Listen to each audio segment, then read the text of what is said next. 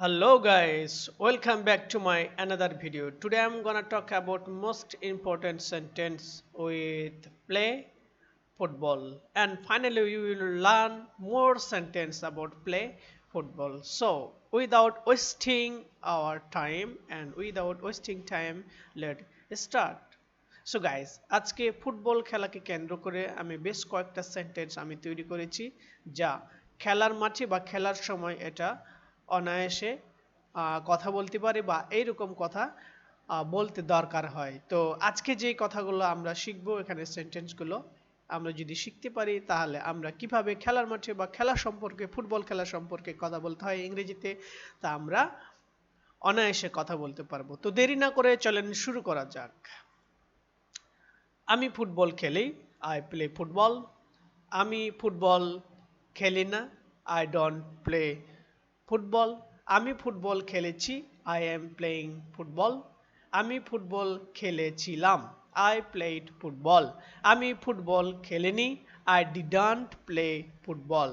আমি ফুটবল খেলবো, I will play football. আমাকে ফুটবল খেলতে হবে, I have I have play football. আমি ফুটবল খেলতাম, আই উড অথবা I use to play football. এখানে ইউজ টুও দিয়েছি এই জন্য অতীতে কোনো অভ্যাস কিছু বুঝাইলে আগে করতাম এখন করি না এমন কিছু, বা আমি ফুটবল খেলতাম আগে ফুটবল খেলতাম এখন আর খেলি না, অভ্যাসগত অভ্যাস ছিল এরকম বুঝালে ইউজ টু দিয়েও আমরা কথা বলতে পারি। সো আই উড অথবা ইউজ টু প্লে ফুটবল। আমি ফুটবল খেলতে পারি, আই ক্যান প্লে ফুটবল। আমি ফুটবল খেলতে পারি না, আই ক্যানট প্লে ফুটবল। আমি অবশ্যই ফুটবল খেলবো, আই উইল, উইলের শর্ট ফর্ম আমি এখানে লিখেছি, I will must play football. আমার ফুটবল খেলার দরকার, I need to play football. আমি ফুটবল খেলতে পারছি, I am being able to play football. আমি ফুটবল খেলতে পেরেছি, I have been able to play football.